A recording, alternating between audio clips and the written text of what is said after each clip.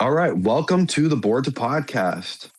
Today we're here with Oud, Watch Boruto, Pega, and myself. And today we're here to review chapter 34 of Boruto 2 Blue Vortex. So hype. This chapter cover is insane. We got the purple text, purple clothes, purple cape, code with the claw marks going all over. This is a top tier chapter cover, to be honest. Actually, all of them are, but this one is. I saw this one. I didn't read the chapter yet. This is my first time reading it. But when I saw this, like spoilers, it's pretty cool. Yeah, it reminds me of another cover that they did in part 1, Naruto Next Generation. Remember? Which one? It was the same with like the claw marks in the back in the grid form, and then it was he had his hand up. Yeah, his hands going through the claw marks. It was chapter 62. 62. That's one of my favorites. And it was a different colorway now because he didn't have his limiters off yet. He had 62, that would be when, right around when Kawaki leaves the village and then Code goes after him, I think. So what is the chapter title? It says used to, and then there's some, I don't know used what that to is. it. Used to it. Yeah. Okay. Very cool. is funny that they don't capitalize the T. They capitalize U in used, and then the I in IT or it. Yeah. Okay. So, and it seems like we have the same people on the team: Kishimoto, Ikimoto, Morimoto, and Sneer Haran. But I just realized, or I just noticed, looking at it again, right? His arm that got blown off is covered up by the cape. I wanted to see the nub. I wanted to see the nub because,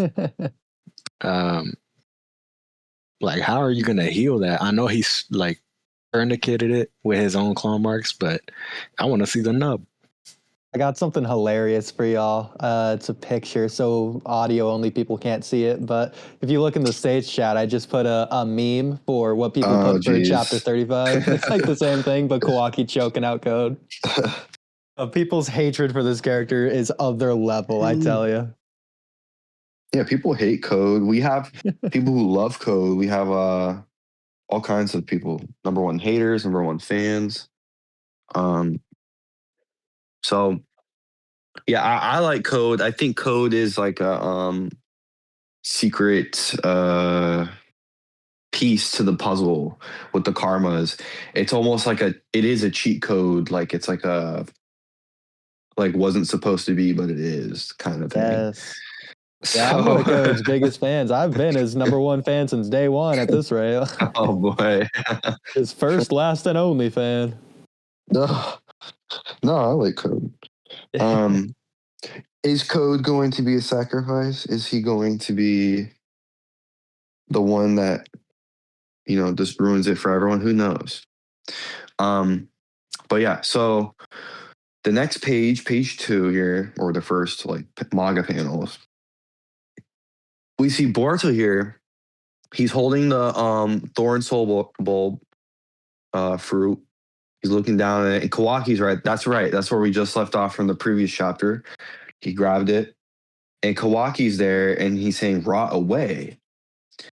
What do you mean by the Thorn Bulb rotting away? So Kawaki is just now learning. So let's see, next page. And also, Watch Boruto, you were saying that this chapter has a lot of dialogue. Nah, more like, because I read it before this, obviously, when it came out. This is your first viewing or reading. Yes.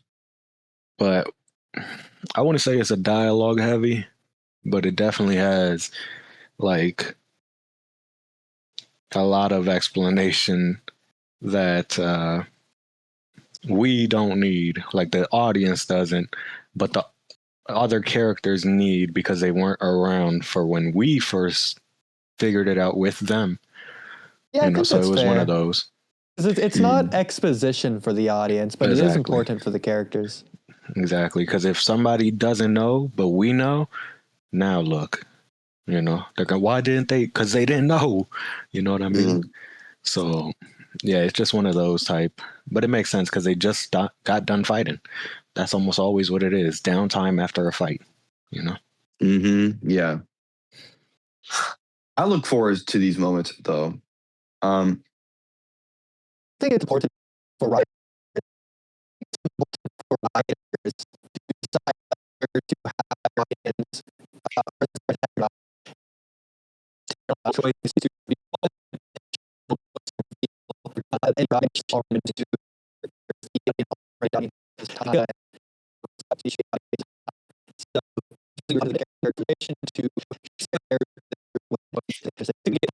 and yeah, you're a little choppy there. Make sure your internet or something. I don't know. Oh, yeah.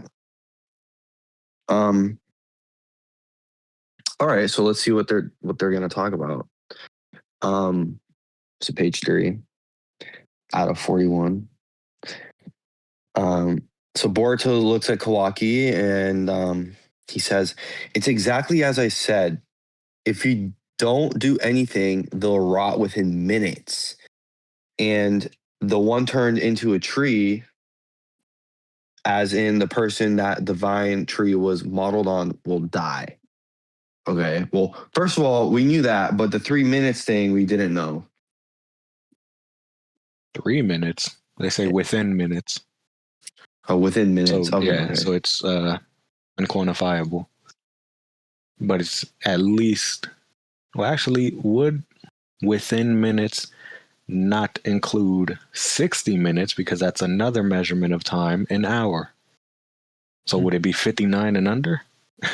Like 59 minutes or less? It would have said like up to an hour or something, but you could also you could argue that every soul thorn is different depending on the chakra quality or quantity. For example, Hidari coming from Sasuke could have a longer time than someone like Bug, who probably doesn't have much chakra. Exactly. Yeah, that's very interesting. It also like builds suspense, kind of like the Ishiki thing when he was just waiting for him to die and crumble away. This is a workaround, or not even a workaround, but a substitute, kind of should nobody get their target and nobody else becomes a Shinju. Well, there's still ways for the good guys to lose, by whoever they got already to go gone forever. You know what I mean? Mm. Yeah. And then we see at the bottom of the page, we see a whole nother scene here, and it's Himawari with Inojin, and she screams, "Inojin, I'm so glad you're awake!" And she just tumbles on him, jumps on him. So that's very cool to see. Page 4, Inojin says, "Himawari," and she says to him, "Your eyes are," or no, Shigadai says, okay. Shigadai says, "Inojin, your eyes, are they okay?" He says, "Yeah, I can see just fine. Thanks to Himawari healing them right away." I saw a lot of theories out there between the last chapter and this one where people were saying, okay, well, Inojin's going to become permanently blind and he's going to be like a badass blind shinobi. Like Daredevil. Yeah. I remember bringing that up in, I forget which chapter review, but I was just like, hey, because I know what it was. It was the anime episode 1 review when they were doing the parkour at the beginning, after the flash forward and after the opening.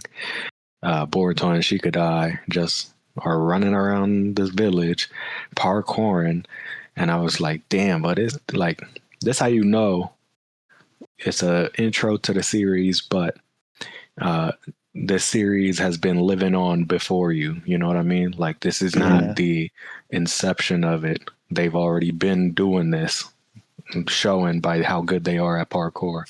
And then I was like, it reminded me of Daredevil, and not. Actually, I don't know, because the Daredevil Netflix TV show does have it a little bit, but primarily the Ben Affleck Daredevil, because he does a lot of parkour, and then also just comic book Daredevil. Both of them do parkour a lot.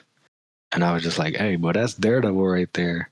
And then now there's somebody who's a sensory ninja, or could be, because he's not. He just, because of Eno, he's good with it, yada, yada. But now he goes blind. That's the perfect Daredevil right there. We could have our Daredevil. Daredevil, Punisher. Who else? Punisher would obviously be Koji, or if not Koji, because Koji thinks he's doing right, just like Punisher, maybe Kawaki. Yeah, you have your own Marvel or DC. Yeah, the Daredevil thing's pretty cool. Very interesting take. Honestly, I feel like you're kind of maybe on point with some of the like things that they think of. Ikimoto and the writers and editors. Yeah, I mean, I've always said that I, for some reason, am connected in some way to Ikimoto, because me and him like the same things. We watch the same things. Like he likes the TV show 24. I watched it before he ever talked about it on one of his volume author comments. And then when I was like reading it, I said, hold on. Paris guy planning to hijack a plane, and his name is this? That's 24. He watches 24 and I watch it, And that's just one example. There's others, but that was the most recent one that I was like, there's no way. I don't believe in coincidences. And in this universe, nothing is. It's a real thing. No, what you're talking about is a real thing. And that's why you're a Bortha fan. And exactly. Yeah. So it would have been cool to see Daredevil, but he got his eyes back. Well, not even back, but you know what I mean. Yeah. Luke, I am curious though, because this is one of the biggest standout moments of this chapter, this reveal, and it's been very controversial with a lot of people not liking it, some people liking it. I'm in the camp of people that do like it. Me and Watch Board have gone back and forth on this a little bit as well. I'm curious what your thoughts are on this, your initial impressions. When did I go back and forth? We were going back and forth on this idea the other day. Oh. About the Daredevil, whether people like it or Daredevil. With the idea that Eno Gene is having his eyes be healed rather than staying blind. Oh. I mean, it is interesting. It's, it is totally a possibility that could happen. Here's my thoughts on it. I thought, it could definitely happen, but then it'll open the opportunity to, getting like a Sharingan or Byakugan, like, you know what I mean? Like, you get what I'm saying? Like he literally can just install one from someone else or something crazy like that. If you do give him his eyes back, he doesn't lose his Super Beast Scroll, because he needs to see the draw to do his Super Beast Scroll. So if you're trading out the sensory, right, because he would have been better at sensory if he doesn't have eyes, obviously. That's what they say about going blind. You lose one, your other one's heightened. But if you lose that one, the eyesight, he can't draw. So he literally removes his entire one side of his family, like jutsu. And Sai. So and Sai, his jutsu is more versatile than Eno's. Even with that's why they had to give had to give him a new version that we've never seen it be implemented that way of mind transmission and mind formation, or whatever they call it. Because the sensory part in Shippuden, they weren't like, what was the biggest thing? Them controlling the 10 tails for a little bit. That was probably the biggest thing. But with Sai, he had that tiger that seals you. He had the birds. He had the little I don't know what they're called, but I don't know if they're cephalopods or centipedes or both. I don't know, because they fly. Silverfish maybe. But he has way more versatile jutsus, and I would rather have that for Inojin. Then he could just sense people. Yeah, but imagine that combined with the Byakugan and Sharingan. Like, what could that like mix up and do? You know. I mean, yeah, I'd be interested to see some creative way, and maybe now that Inojin can't see, he has to rely on his other senses to do some other kind of art. Could be cool as well. Well, also, if you lose one of your senses, it's going to strengthen your other ones. Yeah. Like blind people are really good at smelling. Okay, so let's see. Back to page 4. We have Konohamaru here, and he has Sarada on his back, and he says, "Yo, she'll probably come to eventually, but let's take her to the hospital." And then we see from a distance, "Master Konohamaru." It's Chocho. Next page. She says, "The hospital, right? I'll go with you." And Ada's watching there, and Damon says, "Big sis, are you hurt?" And she says, "No, I'm okay. Thanks to your protection." And Damon's like smiling, and he said, "It was nothing." That's a really cool panel there. I can't wait to see that one animated. I know some Boruto fans would like to have that as their profile picture as well. Pretty cool panel.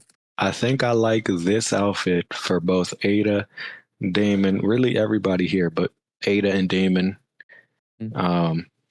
especially Chocho, but Ada, Damon, because Damon, right, he's the protector, white knight, whatever. Yeah. Look at his outfit. It has like a cross pattern from above to down, right? And then also has stars. That reminds me of Royal Guards. Royal Guards have stars and stuff, or just really any security detail that's for royalty, because it's not just the European Royal Guards for the Great Queen, but he has a satchel-looking design. Not satchel. What do they call it? Where the crossbody, they put it on Boy Scouts. They put it on a couple of army military people, but it's like for honors. Like they got badges, which is the pins, which is the stars. Maybe like what do they call them actually? The gold stars. I don't know. Military is not me. So. And then he has the little like medals thing draping over. Obviously, I think it's just part of the design. It's not actually a thing it could take off and then the jacket's underneath. That's just the stripes, but it looks like that.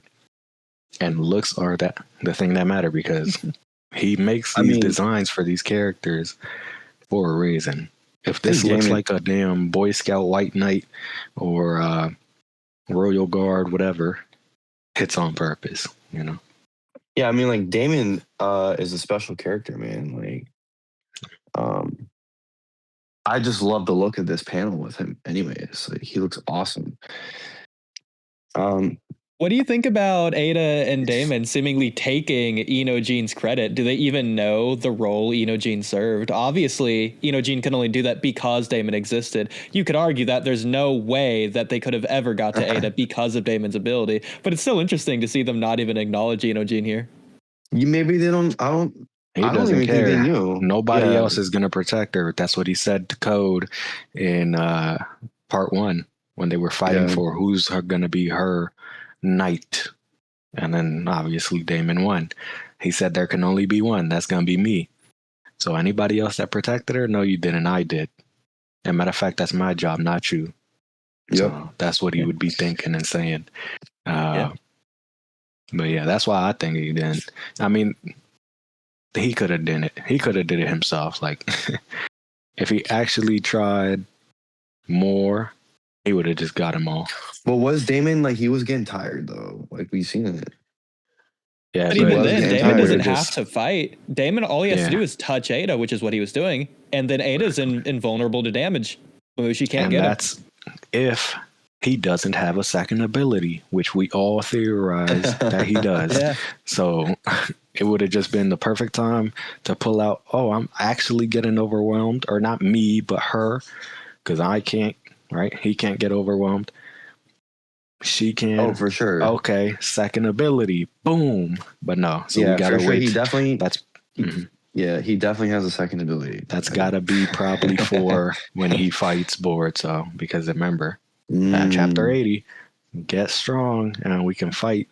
So I can fight at full strength for the first time in my life.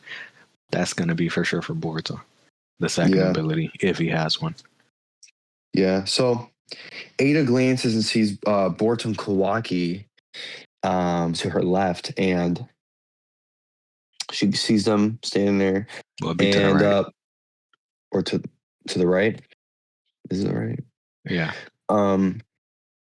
Yeah, it is. The next page, yeah, she's looking, and we see a frog hop onto Boruto's shoulder. And Boruto says, in the end, or the frog says, in the end, Code didn't show up. I thought he might take advantage of the chaos of battle, but and then Boruto says, the divine trees all have claw marks on them, so I'm sure that bastard had his ear to the ground. Koji says, most likely, which means we should assume he knows Mamushi is dead. Don't forget, Boruto. He's bidding his time to kill you. Which it's very interesting. Yes, the claw marks are all over the place. Like, it's something we can't forget about. You know what's bad on my part? I'm just now finally starting to realize and pick up on the differences of when it's a toad and when it's a frog. That sounds crazy because we're this far in. Matter of fact, in Naruto, they've been using toads and frogs. And I barely am realizing. All toads are frogs, but not all frogs are toads. Exactly. It's the squares, rectangle, squares. But it's it looks like the black, like, majority skin color, or at least dark, because we don't know, right? It's black and white. But the darker on the skin, that's a toad. And then lighter, that's a frog, I'm pretty sure.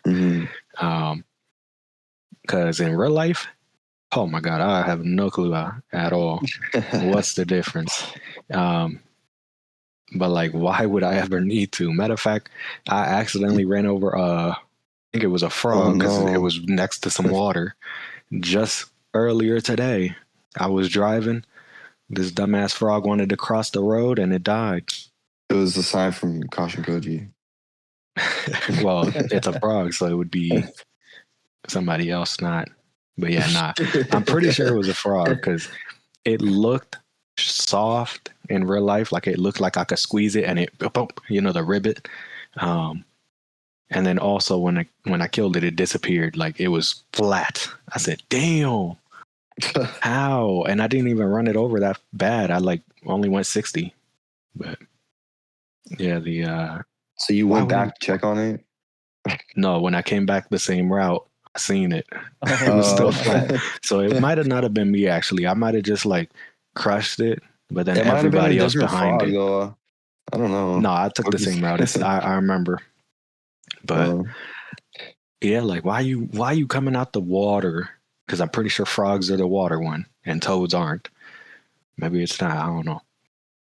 But yeah, it has to be because tadpole, that's frog. So yeah, I'm finally realizing in this how they're picturing frogs and toads. This I think is a toad, especially because it's Koji talking. Toad, Jiraiya clone, you know. Yeah. Well, yeah, I mean, considering he's a clone of Jiraiya and Jiraiya was the toad sage, it would only make sense, you know. Exactly. Okay, so next page, page 7, we have Boruto looking off to the side. Where is he? Is he? I guess he's in the same spot. He's in the same spot, yeah. Okay. And Koji. Yeah. Koji says, if you go alone to Bug with that thorn bulb, I can almost guarantee that Code will show himself. Interesting. And he says, it's a most Adventurous. Okay, they cut it up. It's the most not adventurous. Advantageous location for him, since there's little chance of you getting back up. He won't let this chance slip away. Many features share this in common. See, here he go with this probability instead of possibility, because his thing is possibility, all possible. And then he wants to divvy it up with probability. He says almost guarantee. Guarantee is for sure, certain, right? And but guarantee is even more than for sure and certain. It's almost 100% because he says almost.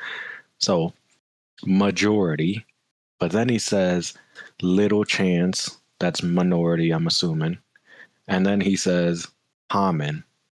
So again, probably majority. So him answering these, oh, well, what's going to happen? Or how are you really picking and choosing? He's just doing the math game. And that's how it's going to bite him. He's going to miscalculate and then boom, you know? Yeah. I see what you're saying. Yeah. So we see the tree, and then on this panel I'm about to read, we do see the claw mark on the tree that Bug is in. And it says, I guess is Koji still talking. The battle against Mamushi changed destiny again, but given his motives, it would be more unnatural for Code not to appear. Boruto says, and then what happens after that? Koji says, there are 3 broad outcome categories. And next page, Koji says, the first, you kill him. Boruto says, that's the most ideal option with a straight face. And then Koji says, since we have trouble pinpointing where his whereabouts, it'd be big if we could just eliminate him now. The second, Code runs off after deciding he has little chance of winning against you. And thereafter, he goes after Sarda. Boruto says, what? And that's actually really specific. Like, I mean, it's what did they say? History repeats itself. He did that already. Well, at the beginning of Two Blue Vortex, exactly. If you check the Japanese, it said that Code is just looking for any of Boruto's friends. He's not looking for specifically Sarada. That's just the one he happened to come up in front of. Yeah, but and it's gonna happen again. Look at him again, divvying it up. This time it would be that he would be targeting Sarada specific, is what Koji seems to be implying. Yeah, but I'm saying history repeats itself. And what they mean with that phrase is it'll be similar, but never the same, because that point in time is different from this point in time. But that sequence of events lay out almost the same, similar, right? Yeah. So here, this second option is he runs off, just like, well, he didn't even run off. If anything, he won the first time, because it was in chapter 5, Two Blue Vortex, where they have the flashback, Sasuke versus not Momoshiki, Code, and Boruto's told to run away. So Boruto runs off. That's why I say the details are similar, but they're not the same. Boruto runs off. Code doesn't. Now Code would run off in the hypothetical, and then it would be some other thing. And then look, little chance of winning against you. That's the same thing that Sasuke said to Boruto. Well, not the same, similar. Because when Sasuke said it, he said there's absolutely no chance. Absolutely no. Definitive. This is probabilistic. That's definitive, right? That's possibility work right there. So then he goes after Sarada. That comes back. See, it take two different routes, end up at the same destination. Go after Sarada. Code did it chapter 1, and then he's gonna do it again this one. And in chapter 5, I'm assuming is why he's going after Sarada again, because in chapter 5, when he fights, I don't even know if it's a fight. We don't see it, but when he fights Sasuke, before he goes and runs off into battle, to clash, he literally says, "Boruto, take care of Sarada for me." Why would you say that? I know why. It's because it's your last message to Boruto. You're probably gonna die. He didn't. He got put in a tree. Probably should have. But he would have been like, "Hey, this is the last thing I'm gonna ever say to you. So no matter what he hears of this, I gotta tell it to you." And he says, "Take care of Sarada." And then he goes to part 1, and now, Sarada, scream real well for him, or whatever it was. I don't remember. So he could hear you. And then again, now he's going against Sarada. I think it's just going to be a thing where they're not fighting over Sarada. Well, they are, but Boruto is doing it because he wants to, and Sasuke told him to. And then Code is doing it because he knows that Boruto wants to, and that Sasuke told him, Yeah. So he might learn more this time than the other time. But this is just 2 out of 3 for the scenarios. And is it a split 33% chance? Because he said it's a broad. Again, these damn math unquantifiable verbiage that he uses, because it's quantifiable, but you can't quantify it like that. You could say majority, minority, right? What does that mean? That just means of the set, that's the biggest set for majority, and of the set, that's the smallest set. So this math game, I'm telling you boys, not gonna work. And it better not work, because I don't want to keep hearing math. I've been out of school forever. Well, since 2020. But still, stop with the numbers. Okay, so let's see. Next page. Page 9. We see the frog keep talking, or Koji. And he says he'll take her to the divine trees as a bargaining chip, knowing that she could be used as bait to lure you with. And Boruto's looking right at Sarada right now. She's right there in his reach, And Koji continues. And the third is something completely different. That is possible now that I've told you about the first 2. That's crazy. You know what? I was going to continue what Boruto was saying. Okay. Yeah. All right, I'll finish it. It's just the last panel of the page. Boruto says, that whole shattering the feature thing. Yeah. This third option, saying that now it's possible. So it wasn't possible before now. Yeah. Right. Crazy. Mind you, he didn't get an update right here, like in between when he says the first and second and the third. Right. Yeah. So how exactly is it that now it's possible, but you had an update before this to see those? Maybe it's wordage, maybe it's not, I don't know, but there's something going on here ain't telling us. I do think that Koji's operating a lot differently in front of Boruto. After what Boruto pulled during the Sand Arc, he was told, if you go, you're going to die. And Koji was purposefully keeping information away from Boruto. Because of that led to Boruto going anyways, despite knowing that he's not supposed to, that he's not allowed to based on Koji. Koji has to be careful with that now. He can't just hold information from Boruto because he knows Boruto's going to act on his own, even if it's going to lead to the worst possible future. Exactly. And this is taking away the main thing that he's always been shown to do. It's what? Come up with the third option. GTA, A, B, or C. Kill Michael, kill Trevor, Death Wish. Or no, I forget what it was. Whatever, right? I think it was a 3-option thing on that. It might have been 4, but either way, he always has, you could do this or that. Well, I'm going to do those. You know what I mean?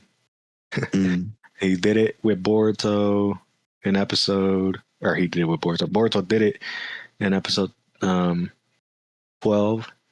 Remember when in the anime, this is why the anime is better. He did in episode 12 when Mitsuki tells him, hey, I know who the ghost is. And then in the next episode, you know, he like actually does the third option, but it's save your classmate, Sumire, because she's the ghost. She's the mastermind behind it all. And then save your village because the new creature is attacking. Yeah. What are you gonna do? And he says, I'm gonna save both. And then Mitsuki spams this throughout the series. He says, you always come up with something I never could have imagined. This is Koji now. Koji had one experience like that, the sand. You could do this or you could do that. Either go or don't go, or whatever it was. I forget what it was, the 2 options. And then he comes up with a third, which is Kawaki. You know, he was like, I couldn't even see this coming. Same thing with Mitsuki. So this right here, I don't like because it's taking away his third option thing that he does. But it's probably on purpose because, I mean, if he actually can see all possible futures, then he would know Boruto will always go with a third option if possible. And guess what? The fourth. All possibility. The fourth option. Exactly. Okay. There could be a 4th option, you know, because he told them 2 and there was actually 3. He tells them 3, might be 4. I don't know. Yeah, exactly. All right, next page. Koji says, just so you know, there is a possibility that he washes his hands of the divine trees and instead throws in with us. Though the likelihood of that is almost nil.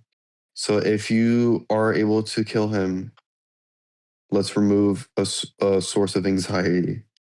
Here you go with that definitive stuff. Almost nil. What do they say that is? Oxymoron. How is it? Nil, but almost. Because nil is none at all, not possible. But then it's almost not possible. See what I'm saying?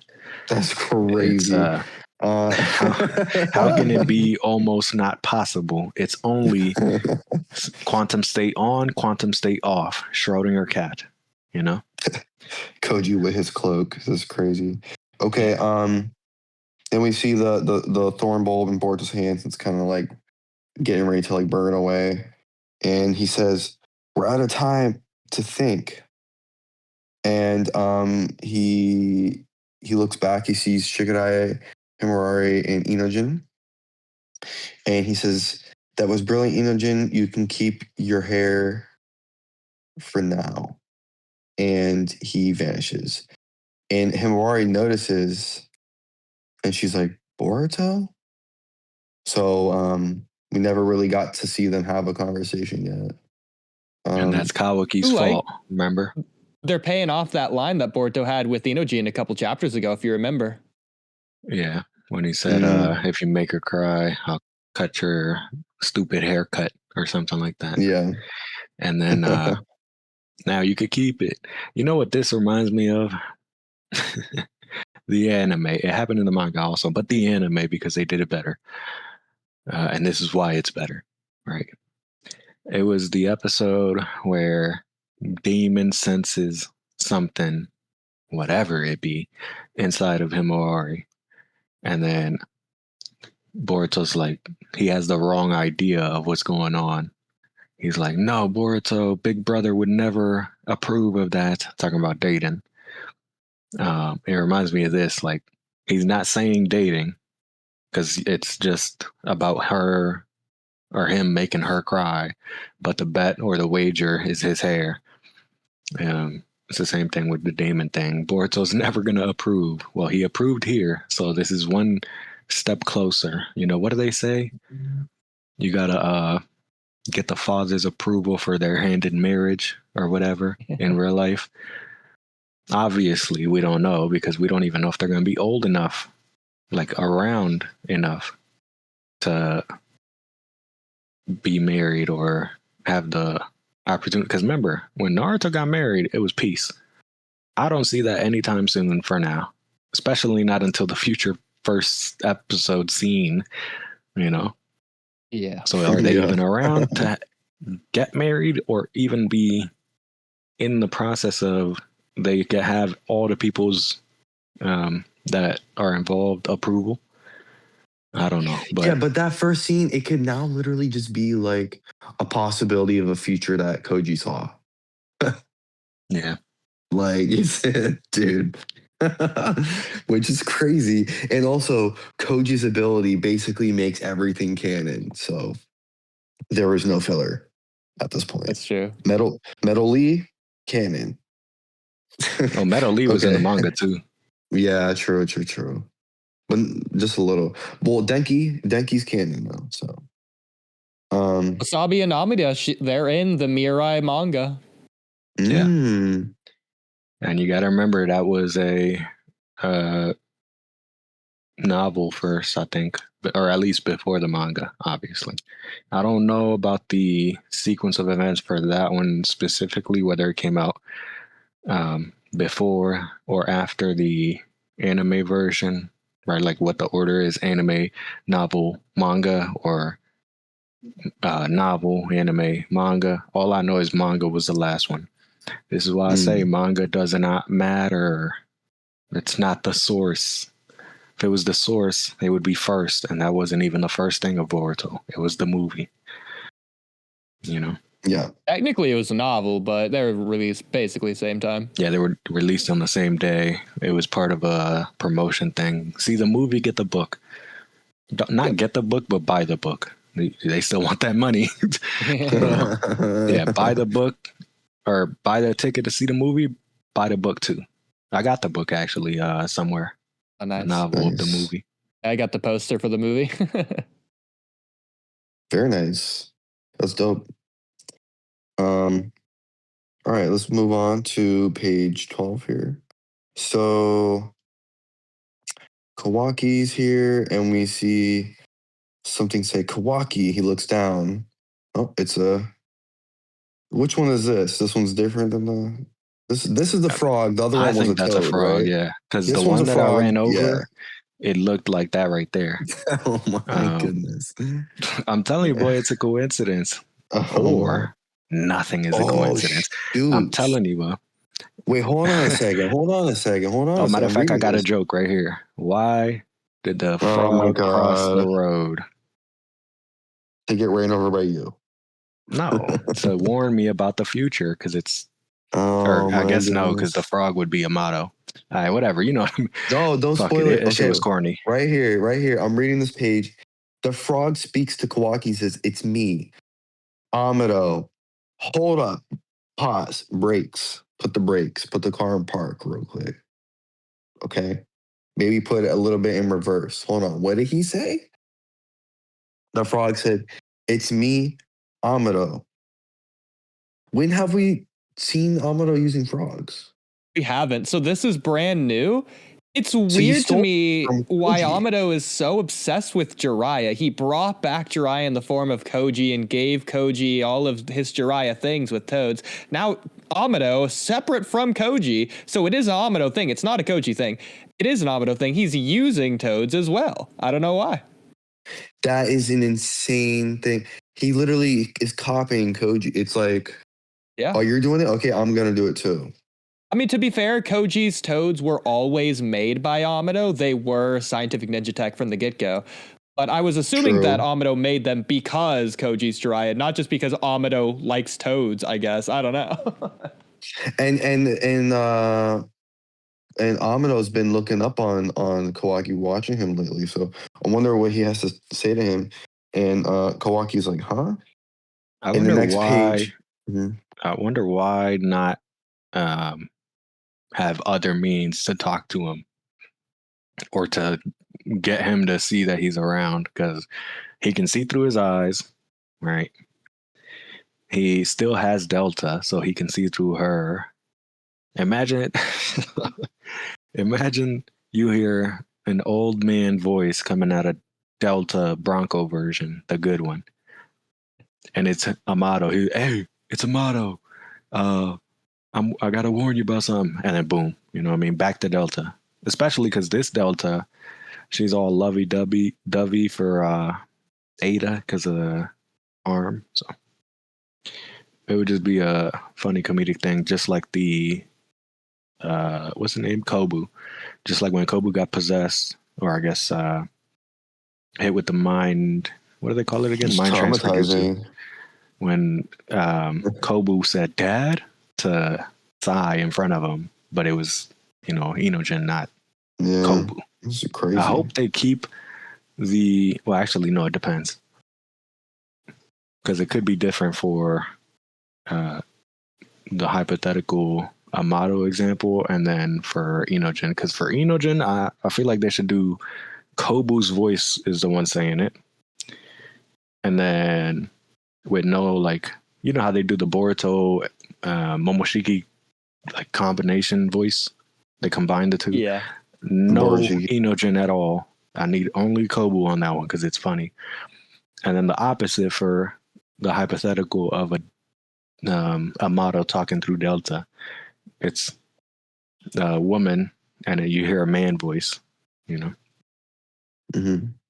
Or it could just be like a broadcast speaker thing, Yeah. So let's see what Amado's got to say. So he says, "Could you swing by my lab? I want to talk." And then we see that dimension where the 10-tailed beast was, or the Jubi, and we see tree is there, and we see a little pin on the floor. Looks like one of Boruto's trinkets or pins that lets him teleport. Next page. Oh, that is Boruto. He did. That's how he got there. He teleported right there. He sees the tree, bugs in it. Whoa. Okay, next page. Page 15. Boruto activates his karma and opens his eye. He opens his eye, and this is the Byakugan, right? Yes. Yeah, Opens it's too his big to be the eye. Jogan. He opens his eye up. Look at that. And he has his karma activated. It's pretty cool.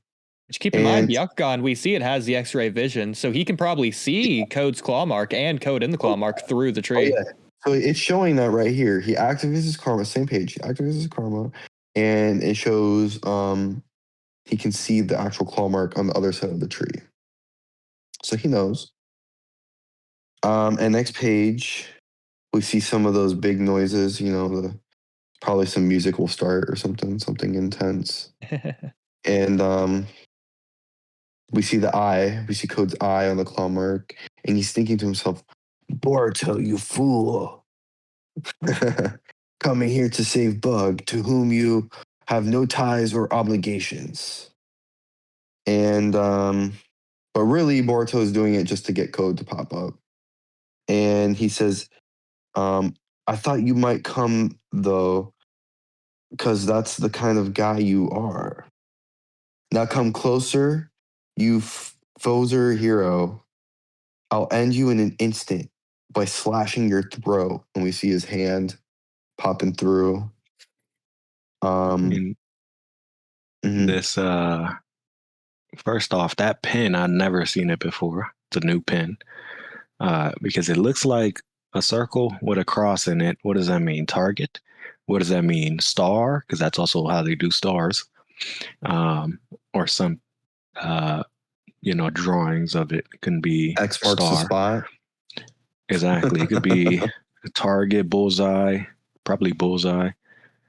But then, like, why there at that dimension is that specific? I like how or not like, but um, I want them to tell me more about why he picks the pins for who and what or where uh, he puts them at. You know what I mean?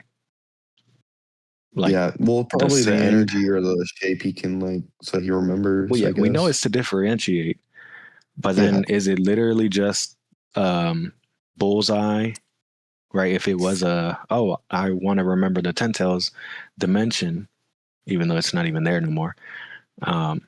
So the other dimension as bullseye, like code yeah, names for it. And then what's the other, the little bolt thing that he has on him, the sunflower one. I think it looks like a sun, but I'm pretty sure sunflower. The other ones, like why those words and why those shapes for those spots. I want Boruto to, whenever it's time, because he doesn't have time right now, look at him, to tell either us or somebody in the universe why he picked this and that. Because that's just going to be, more for me. Something I'm the curious Konoha about. one. How do you think this mark even got to this dimension at all? We know in Two Blue Vortex Chapter 4, when Boruto teleported to Code, when Code left Konoha, he came back to the Ten Tails dimension after Uzuhiko. It's because he teleported to the frog that had one of the markers on it. I put in chat. It's you can see it's the Leaf Village headband, or the like Leaf Village sign of that he teleported to. So that's the one that was brought to the Ten Tails dimension. But that's not what Boruto teleports to in this latest chapter right here. He's teleporting to this weird cross thing. So how do you guys think this one got here? Or do you think Boruto left it behind, I guess, off screen when he was here in chapter 5? he either left it Could be. or a frog. Well, not chapter Toad. 5, right? Because he would be fighting. I don't think he would have time to drop it, and they might have said something if they saw it. Because that was when he was fighting the Clawgrime, right? Or Yep. not Clawgrime, the Shinju. The Shinju, yeah. Now they're Shinju. And he has to retreat. So no time. And they would probably, say something if they saw that, especially because they let him get away. They're like, hey, he put a marker down. He might come back. So maybe the frog did it. I don't know. A frog just stayed back, dropped even it, more then got important, reverse summoned. It's possible that Boruto has multiple of these of the same shape, but it seems like based on the explanation, he wouldn't have multiple the same shape. Each shape would be unique. If you remember, the mark that he gave to Kawaki in the flashback during the Sand arc, that was the same shape. It was the Leaf Village symbol. So do you think it was the same symbol, or was that just a different symbol? I think there's only one object that has that same shape, yeah. So if that's the case, that means this one that he teleported to Code to in chapter 4, he picked that up at some point to give that to Kawaki later on. It must have just left the this frog would have kept it, right? Because he teleported to the frog that was behind a little bit. You remember the other time he teleported? Yep. Yeah, so I think the frog just keeps track of them because Mm-hmm. he has the ones on his body, like the necklace and stuff, but I don't know. Yeah. So yeah. Let's move on to the next scene here. Next page, 17. Sarada snaps. She wakes up. She sits up fast. And Chocho's like, oh. And she's like, where? And Sumire says, if you mean Mamushi, you can relax. It's over. It's over with. We're all okay. And Sarada, it says Chocho. And Chocho's like, yo, but like, she looks a little blurry to Sarada. And her mom, Sakura, says, here's your glasses. She hands her glasses. So she didn't even have her glasses on. Now she has glasses. And Sakura says, how many fingers can you see? Next page. Looks like her vision is still blurry. It didn't get any better. even with her glasses. And Sakura says, the prescription no longer fits. Your vision's deteriorated significantly. It's a risk inherent to the Mangekyo Sharingan. Your sight worsens the more you use it. There's some variability depending on the jutsu's nature and usage circumstances, but regardless, if you keep using it, you'll eventually go completely blind. I mean, I guess we all seen that from the beginning, but I mean, we all know, or we see what Sakura's talking to her about this. Like, we all know where this is going, I think, with eternal healings, that Sakura at some point has to unlock that and she can keep her vision. Well, this is interesting because obviously Himawari was able to heal Inojine's eyes, but she couldn't heal Sarada's. The Mangekyo blindness can't be healed by Himawari's healing. So it's a genetic healing, blindness. Exactly. So it's not some infallible healing. It's going to be similar to Karin with Sasuke. Karin could heal Sasuke's wounds in the fight versus Killer Bee, but she couldn't heal his Mangekyo. That's right. And there's also people blood. Yeah, there's people theorizing that Sakura would get an eye from Sasuke or something with Orochimaru, or from Orochimaru's lab or something, something. So I mean, they really could do anything. Next page, Chocha says, "What?" And Sarada says, Mom, Sakura says, I'm sorry. And Sarada says, even so, I still. Sakura takes her glasses off and hugs her. She gives her a big hug on page 21. And Sakura says, I know, I won't tell you to stop. Because it's something of strength that yourself brought into being when you deemed you never, or when you deemed you needed power in order to protect what you wanted to. What's up? Yeah, this reminds me of Sasuke Shinden, or not Shinden, Scarlet Spring. I'm tripping. Yeah, the Naruto, is it Guardian? I don't remember which one it's called, but I know the proper title. It's the Seventh Hokage and the Scarlet Spring, or the Scarlet Spring and the Seventh Hokage, and then or actually Sasuke Resident too, because it's the same concept right here. So Sarada is trying to piece her words together, talking about some. Let me see. Even so, I still, right? All that. And then she couldn't form a thought. And Sakura says, I know. What am I getting at?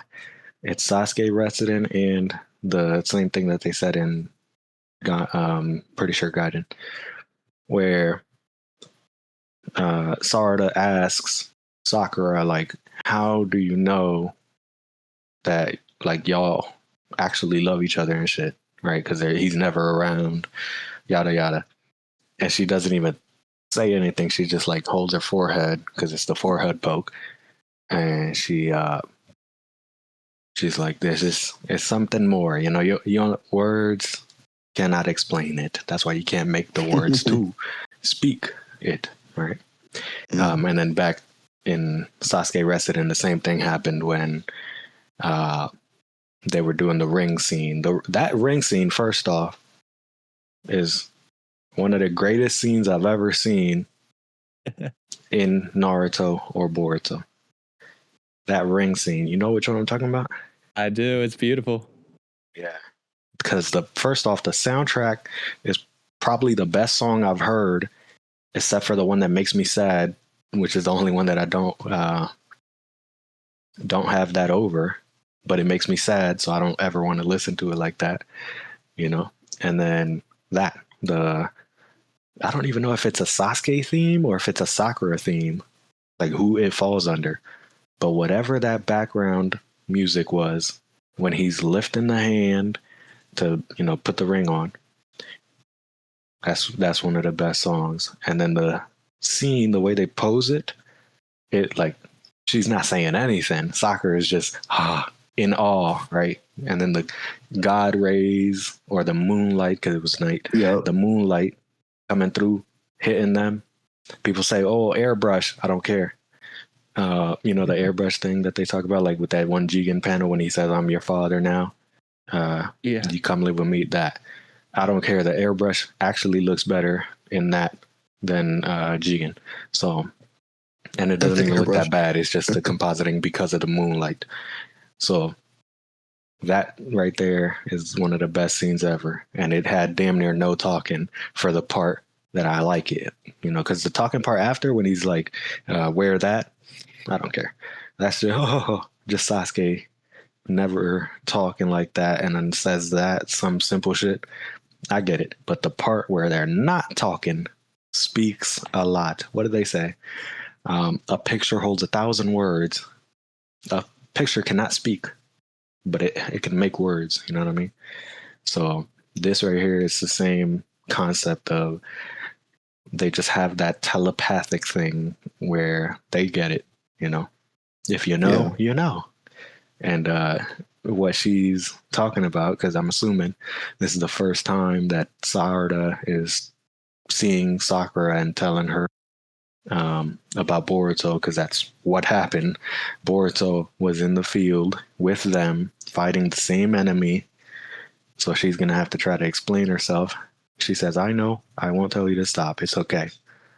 And then this strength thing, that reminds me of Sasuke, because I said this to somebody earlier, maybe yesterday, unrelated topic. Well, it's related because it's Boruto, but I was telling them that this story, Boruto, franchise series, whatever you want to call it, it'll always, what's the other adjective or not adjective phrase that I said? It always has been, always will be, always, I don't know what the other past, present, and future thing of that is, but always be about Boruto and Sarada. Not Boruto and Kawaki. Not Boruto and Sasuke. And especially not Boruto and Naruto. And then they said, wow. Because in chapter 1, this is why chapter 1 is garbage compared to the thing that actually happened in the anime. In chapter 1, they say it's a story about a boy. It's not the dad story. Exactly. It's not the dad story. How is it about the boy and the dad when they say it's not about the dad?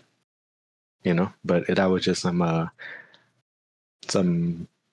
not even critique or whatever, but something that he had against it with me saying that it's about Boruto and Sarada, but it always will be. Everything they've been showing me goes back to either one of Boruto or one of Sarada.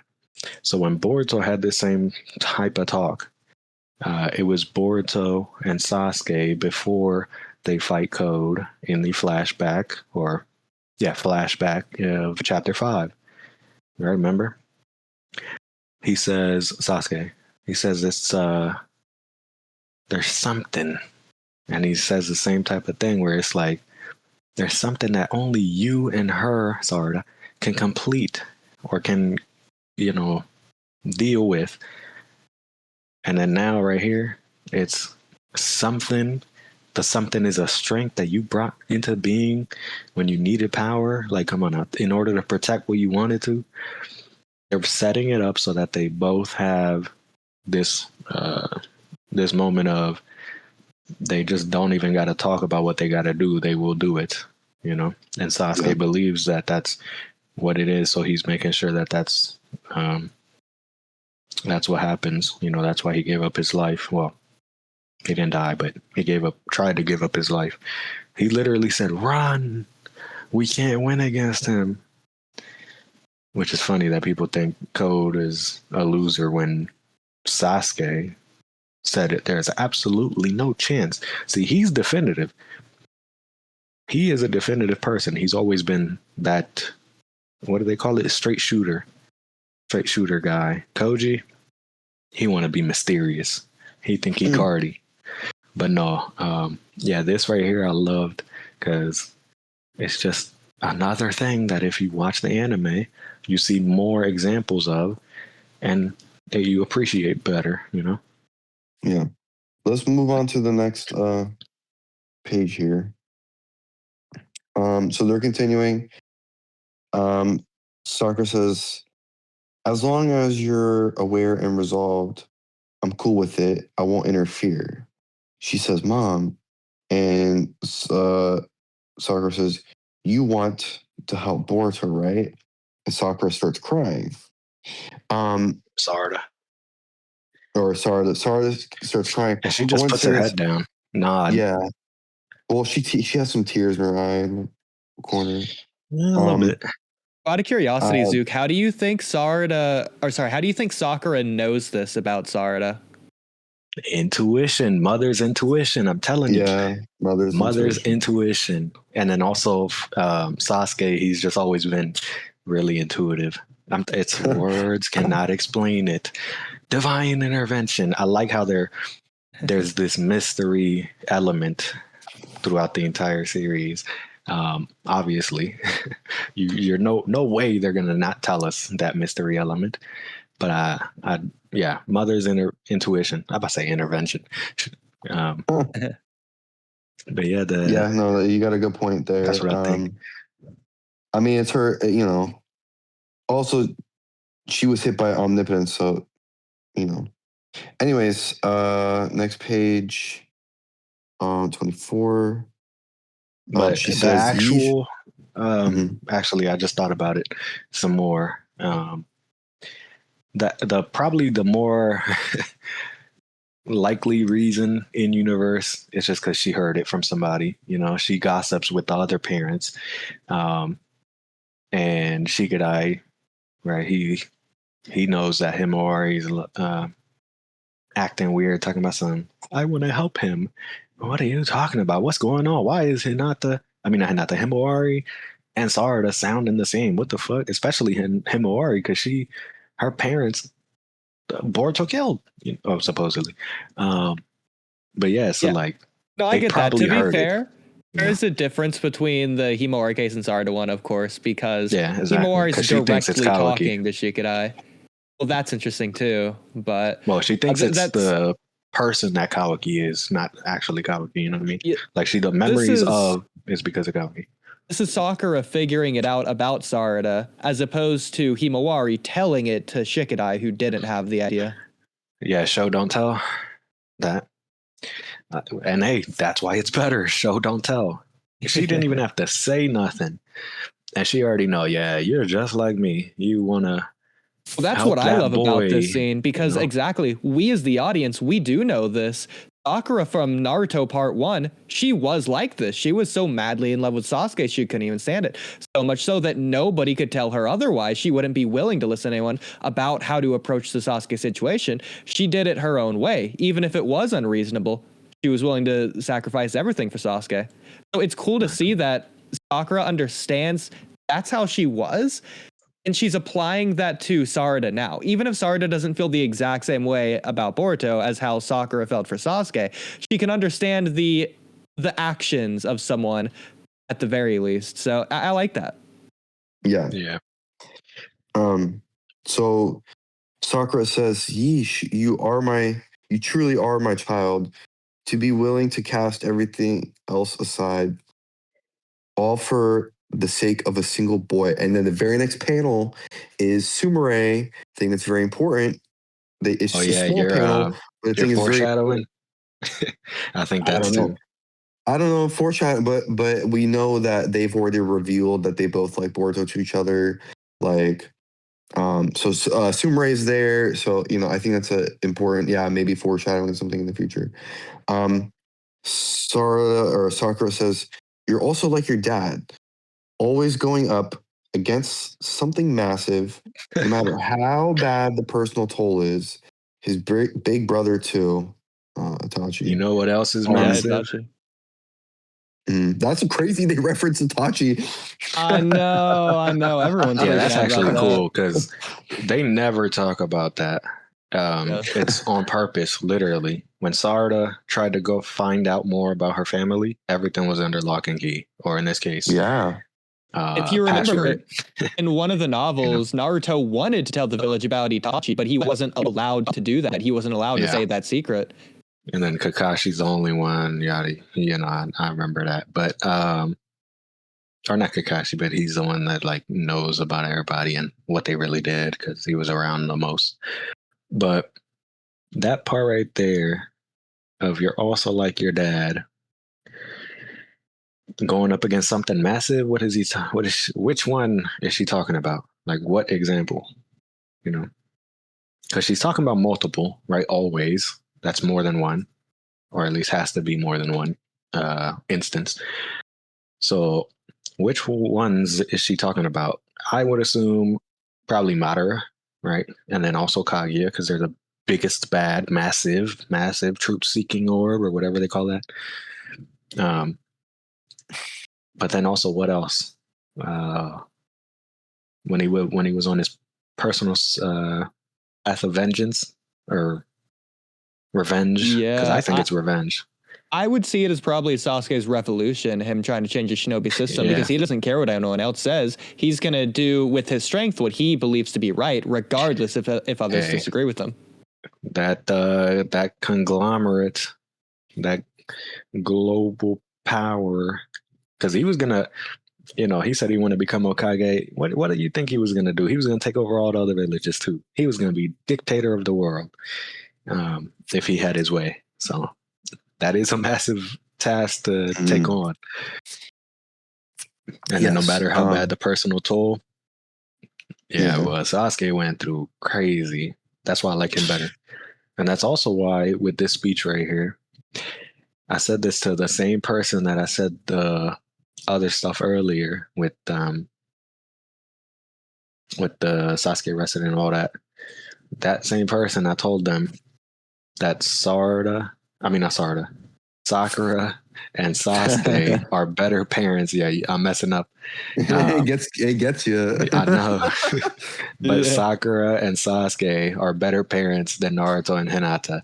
Not only are they better parents in actual practice, like parenting practice, but also they are, as a couple, more locked in. That's why they have that. That's why they have they don't even got to talk. They don't even got to say nothing. They understand.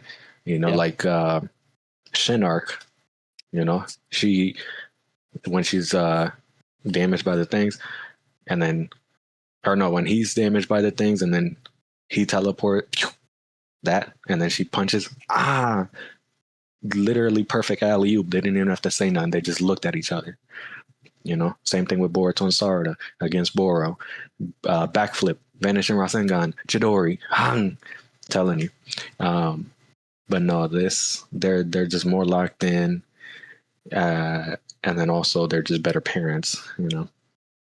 They never scolded their children, or in this case, their child, because they only have one. But they never scolded or lectured, because it's not a scold, or they don't want it to be a scold. They never lectured their children like they did Boruto. Because I believe Boruto had it way worse than Sarada. Because when Sarada, she did have her parent, right? Literally, because he was actually away, right? Not just in the village, but somewhere else. He was traveling dimensions looking for Kaguya stuff, right? Or Otsutsuki stuff. Yeah. Which that ends up being Momoshiki, Kinshiki, Urashiki. But with Boruto, Naruto's there, right? That's worse. It will always be worse. Nobody can convince me otherwise that having loved and lost is not worse than having never loved at all. Having never loved at all will always be better than having loved and lost, because you get two emotions instead of the absence of one emotion. Mathematically, right? We're doing numbers. It's just always going to be more. We're doing numbers. So yeah. Okay. Next page. Let's see. Sakura says, "Just know this, Sarada. I will always believe in you and your dad, no matter what." And she starts wiping her tears away. And then she says, "Besides, I'm used to it, to being lectured to about my family." Exactly. She ain't let nothing get to her. Exactly. And Sarada starts smiling and cheering. This is why their parenting methods are different. As I said, they don't lecture like how Naruto and Hinata do. Oh my god. Do you remember episode 52 when Hinata lectured Boruto? Fuck no. Fuck no. Remember refresh my memory of it. It was the Himawari birthday cake scene. Okay, right? yeah. First of all, bad parenting on Naruto for that one, by the way. But Exactly. continue. but cake scene. Drops the cake, poofs. Now Boruto says, "Oh my god, I'm gonna go beat him up." He can't do that, at least at that point. But he's gonna go beat him up, right? And then Hinata is trying to get him to stop, right? With words. Words aren't enough. He keeps walking. She literally, hold on, let me do it. Oh, I don't know if y'all can hear it, but it was a slap. Latches onto the wrist. Yes, I'm exaggerating. Latches onto the wrist. And then she's like, "Stop," right? And then she again lectures, "Oh, your dad, how are you gonna grab onto his wrist and then be all soft voice? Your dad has to cry in fake tears, crocodile tears, you know?" And yes, I go hard for this topic. This is something I'm real passionate about. But yeah, and then that again, it's not going to work against Boruto. Words aren't going to get through to him, and that damn wrist control you got on him, or arm control that you got on him, that ain't working either, because he yanks his arm off. She lets go, obviously, and then he keeps going, right? And then they talk again, because he actually turns around. He's like, "I bet if you're gonna want to have this conversation right now," because every other time they either dismiss him or they say the same old, right? And it never works. All right, let's have this conversation then. I'm ready for it. Are you, Hinata? Right, I'm role playing as Boruto. And then they have the conversation. He's actually progressing the conversation. She's going circular, right? If it's a debate, she's going circular. And then he realizes he can't get through to them. Hinata's a lost cause. She's, what do they say? Love makes you do irrational things. She's gone. It's over. Right? And so then he gives up on the conversation and he goes up to his room. And when he goes up to his room, he would have died right then and there. And I don't mean literally. I mean the version of Boruto that smiles, that's happy, because you can smile without being happy, and you could be happy without smiling. Yeah. The version who has somewhat of a good life goes in there and dies, and the person that wakes up and comes out of that room is going to be, he's probably going to go mute, you know, as the other extreme of Boruto, or the opposite of the extreme of Boruto always being loud, just like Naruto, and always talking like a lot, you know, real active. If he goes up into that room, that changes. It's going to be the opposite now. Quiet, reserved, not shy like Hinata, reserved to keep to himself, and he's just going to be thinking he can't do anything about life. He cannot change anything about life. His life is not his own. Free will is gone. It's not real. And that term, because I've actually found out what the term was since the last time I talked about this to somebody, It was learned helplessness. Learned helplessness sounds like what it is, or is what it sounds like. He believes he's learned that he's helpless. He cannot do anything and nobody can come and save him. You know? So yeah, that was an example of Hinata lecturing. This is look at the contrast of this panel right here. Besides, I'm used to it smiling, both of them. She was just crying. And then Sakura put a smile to her face. Yeah. Meanwhile, Boruto is, sad. And Himawari is in the back. Because remember, Himawari is in this picture. This is the cake scene. This is her birthday party. She's just sad. She was fidgeting with the utensils earlier. She was rubbing her hands up and down on the table, getting ready to cut the cake. Cake drops, frown, and then she just standing still. Telling you, boy, it's a complete opposite. And the only example, right? Because oh my God, I'm being so harsh on Naruto Hinata. Whoever listening, if you're saying that or thinking that, the only example that y'all can have, and y'all have obviously, is what? Her punching the ground. And it destroys the house because she questioned their relationship. That is nowhere near what happened with Boruto. And that's just the one example. It happens more with Boruto, especially because Sarada is more understanding, or at least if not understanding, goes along with it. Boruto doesn't go along with it because he's doing it for somebody else. And that's why I had to clear up a little bit earlier when I said children, because that's the difference. Boruto isn't just doing this for himself. He could handle it. He's a man, as he said, right? In a different episode, I think it was 50. But it's Himawari, it's never been about him. Yeah. All this fighting he's been doing for his family has been about her. And then Sarada, she's the only child, so that dynamic is different. She can only be curious. And what do they say about the spaceman? The spaceman is only curious from Earth or something? I don't know. It was some dumb shit that was in a TV show that was like National Geographic, but for space. I think maybe Neil deGrasse Tyson talked on it, narrated it. But yeah, I just like this picture so much. I've been staring at it too long. Yeah. Let's continue. We're almost about to hit an hour 30, so yeah. Let's continue. We got 16 pages left. No worries.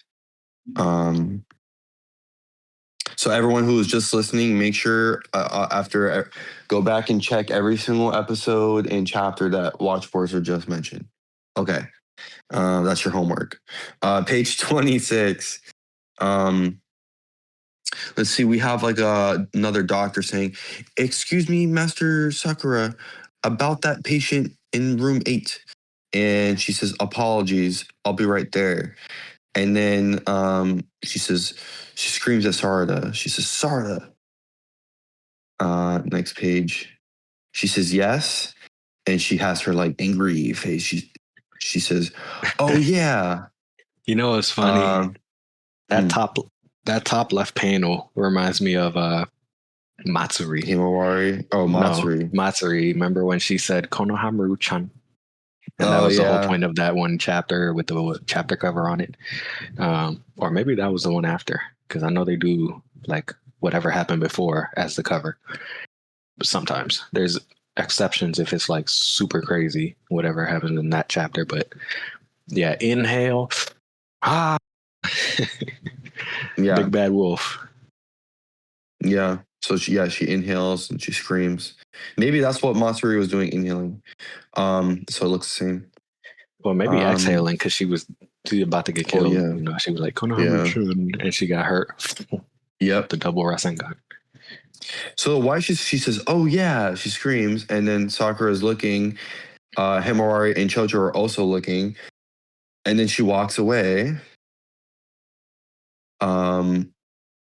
She's in heels because of tick tick. Yep, she's For the walking record, away. that the is Viz being a little bit weird with that one. She's saying Sha Naro. That's her catchphrase in Japanese. Really? Yeah, She's saying and her catchphrase has been "Oh yeah" in English. Also. So me and Watch Boruto debated this for like 3 hours yesterday. It's It was not a crazy. debate. It's not a debate though. You guys didn't I even know. record that It's- for the. I was kidding. It's not a it's pretty debate though, goofy. because it's literally what it is. In Naruto, I mean, if you go on 3 Shippuden, hours talking about that one topic, I'd consider it. A Yeah, no, debate. this one topic, I promise you, I have the Yeah. Well, we recording, have a yeah. debate category for the podcast, so you guys could have. it's not a debate though. I'm just right. You could I'm have just telling said, "Hey guys, if you want to listen to that debate, go listen to it on." So Board the Podcast." basically, Yeah. right? She has been saying "oh yeah" as the substitution for translation in English since the war and even before, but I'd have to actually go back and get those screenshots. So in the war, remember when she does that big punch and it destroys the whole battlefield, kicks up all the like Shinju thingy or Zetsu things. When she does it, she says, "Oh yeah," in English, and then in obviously Japanese, she says "Chanaru," and then boom, does it. So it's always been there. It's not a Boruto thing now. It's not like the translator was like, "Oh yeah, let me put it as oh yeah." That's what they. Now It's always been that, it's always been. It's just It's people just don't in know a that. scenario, it's weird. It's not weird at all. If it's been established that Shanaru is oh yeah, and that specific way of saying oh yeah, then we know this way applies to the previous in Shippuden and before. So yeah. Why? Maybe we're wrong. Maybe we don't even know if she's been training. But like, if Sakura's over here telling Sarada, if Sakura's telling Sarada all this, like, I want to support you 100% the best way I can, this whatever it takes possible. Okay, then why hasn't she been training the 100 healings? Well, she said she's not going to interfere too. Right. That too. I was going to mention that. Yeah, that she said that. Yeah. So there's no. It's a laissez-faire, hands off. She's not going to impede her, but also probably not going to help her like actively. It's just one of those. I interpret that as she's not off. going to reprimand her. She's not going to ask her to stop because she understands Sarada through understanding herself. She knows Sarada's not going to stop. What I'm saying encapsulates that, impeding her in any which way.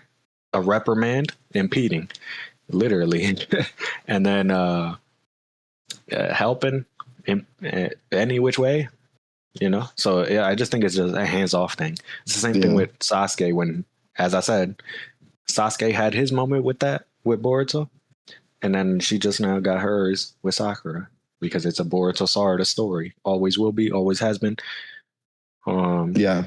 Always intended to. I don't know what the other thing is. So Chocho's over here saying, I've always wondered what that's supposed to mean. Sarada says, I'm actually not sure myself. But her cat, Sarada. So Zook, real quick. So that just means Viz is Sarada and Chocho don't know what oh yeah mean. You just don't know that she doesn't know. No, but it's maybe it's mistranslation. It's almost like, why does she do that? They could also be saying, why is she always doing that? Her catchphrase. See, that's what I tried to get him to understand, but he doesn't. For me, it's like, okay, Sakura does that to be memorable as well. So they remember her as a strong woman, this and that. You know what I mean? Like, I think was just saying, make memories. Right? I was just saying earlier, words cannot explain it. She cannot come up with the words to explain it when she was saying, I'm sorry, yada, yada. And then she says, I know. They understand. They just cannot explain it. So the way to say I can't explain it is, I don't know. That's the answer to something like they ask you, what does this mean? You can't explain it? I don't know. That's the answer. That's why she would say that. Yeah. But that's not what they say it is. Yes, it is. Again, you're looking for something to complain about. I'm sorry. Okay, let's continue. This isn't the debate podcast, so you guys already have it. Y'all should have just recorded it. We do have a debate category, but that's for another time, I guess. So I'll send it to you after I do have the recording. oh my god. Well, I don't know if you guys want to use all that. We'll talk about it. Yeah. But Sarda says, you know, I'm not actually sure myself. However, in the next page, she says, it really fires me up, and her look on her face and Soccer's face, they're on game mode. They got serious faces expression because they both share the same meaning. They just cannot express it to themselves or to the other. I mean, to say it's the words cannot explain. I know. They just stare. That's why they have the same face right here a little bit, because she's talking, so her mouth is open. But still, every single page is like mainly dialogue. So we're down to let's see, we're down to 10 pages left. Yeah. So we're still at the hospital, and Chocha says, Sarda, you know, it's been bothering me forever why you were so desperately championing a traitor like Boruto instead of your previous best bud Kawaki. Oh my god! Crazy dialogue. Makes you itch and ick. Yeah, I know.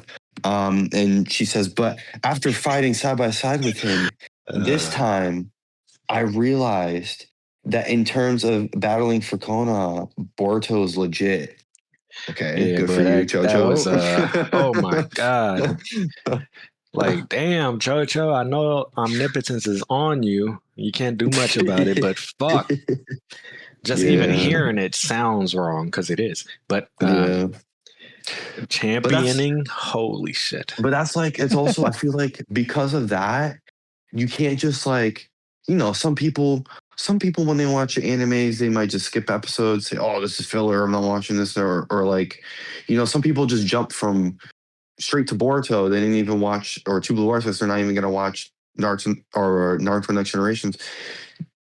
Anyone who's listening to this, you need to listen to all of it. You need to watch all of it to even understand this concept of what Chocha just said right here, because it's completely mind-boggling. And if you don't know, then you don't know. But it's insane. And really, just that part with I can't even say it. Oh my god! Championing a traitor like Boruto instead of your previous best bud Kawaki. Right now, this doesn't have to happen in the anime. I don't think it should, but I'll just throw out the idea. Memories. So she says championing a traitor like Boruto and best bud Kawaki. So flip. And then it ding, ding, ding. All the memories of best bud Boruto in this case, because it would be her seeing the reality. So like, remember that episode? It was when Sarada was getting trained by her dad to do this Chidori, remember? Or was it Chidori, or was it just her eyes? I forget exactly which jutsu or thing it was. But Sasuke is like telling her, you gotta be ready. It's after Boruto gets possessed by Momoshiki the first time against Boro. So at least 200 and up, right? He says, you gotta be ready to, kill him if it needs be, because he is. Remember, he told that to Boruto. He said, hey, I'm ready to kill you if I need to. He doesn't say that exactly, but he alludes. Yeah. So then she thinks back to what happened, right? It's Boruto, bright background, smiling. Cut, next scene. Momoshiki took over, possessed, horn, karma activated, him frowning. Black and white, not really, but like tone. What do they call that again? Like, not def tone. The muted muted colors instead of bright background. It doesn't have to happen right here, but it would be cool to see a similar thing like that, where she flashbacks to memories of the of Kawaki in place of Boruto. Hell nah. Of Boruto. She's like recalling back to the good days of best bud Boruto. I mean, I think it would be cool to like see those memories, but then it's actually Kawaki that they're remembering, That'd That's But exactly what then happens to again- Kawaki in the prophecy arc exactly. with Boruto. So, yeah. So the only thing though, caveat, right, is that would be an out. It would be an out for the people that did not watch the memory or the episodes that those memories are from. You know what I mean? So us saying right now, go back and watch that, because this statement right here, champion trader like Boruto, previous best bud like Kawaki. Oh my god. You have to see her when she was with her best bud Boruto, and then you have to see her when she was with the trader like Kawaki. You know, so Yes. if you do that flashback stuff, it's an out. You know, it's an out for the people that did not watch everything. So actually, nix that, scratch that. They You don't shouldn't deserve even promote it. exactly.